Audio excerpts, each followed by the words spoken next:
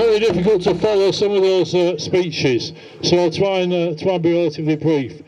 When the hospital was bombed in Gaza, the Israeli army claimed it was done by Islamic Jihad, and they claimed that the rocket had come from the southwest. Independent experts demonstrated it had actually come from the northeast, in other words, from the Israeli-Gaza border.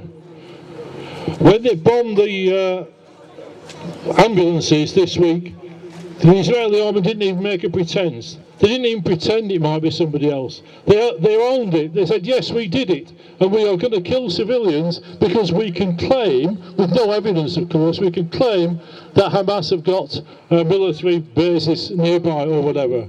This is quite clearly a war crime.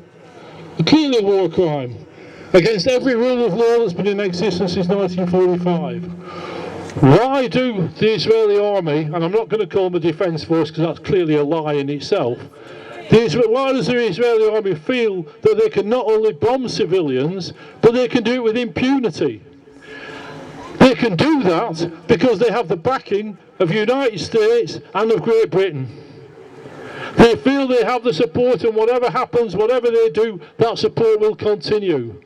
Not only that, of course, but even the opposition politicians of the Labour Party in this country are failing to challenge it.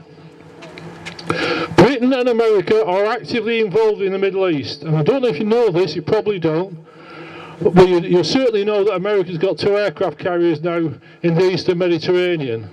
This isn't just Israel versus Hamas, this is Western imperialism.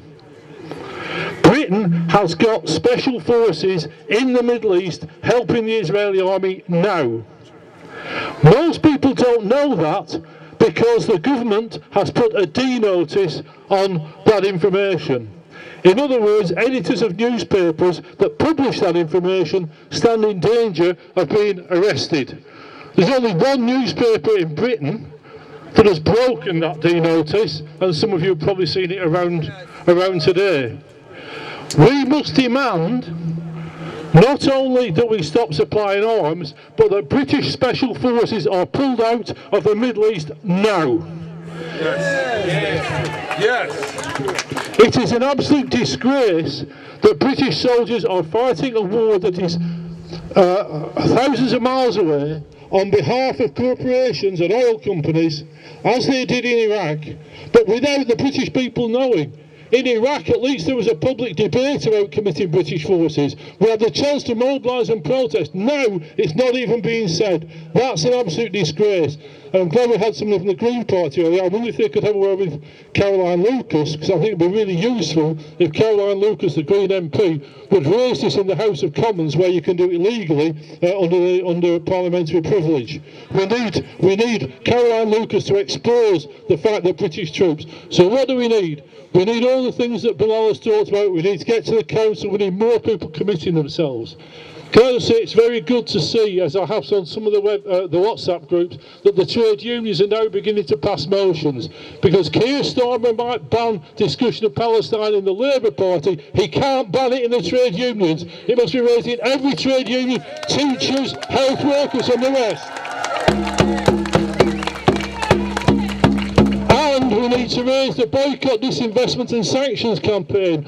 Suella Braverman wants to make it illegal to boycott Israeli goods. She wants to make it illegal to boycott investment in Israel.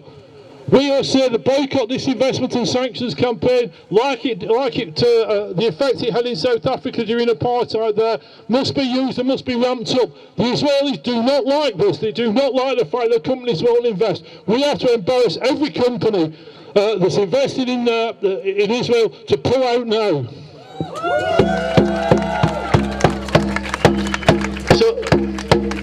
So let's just say this, the Palestinians should not fight alone. It's clear now that Israel wants to clear northern Gaza, to take the land and to drive Palestinians from even more of the land that they had before. If you look at the map of Palestine in 1948, 67 and now, you can see the theft of land from Palestinian people, the denial of the right to return of Palestinian people.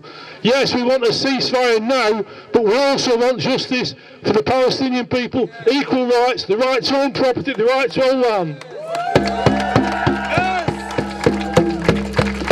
So there's far better speakers than me coming up, so I'll shut up and go away. Let's just end it with say this. Free, free! Free, free! Free, free!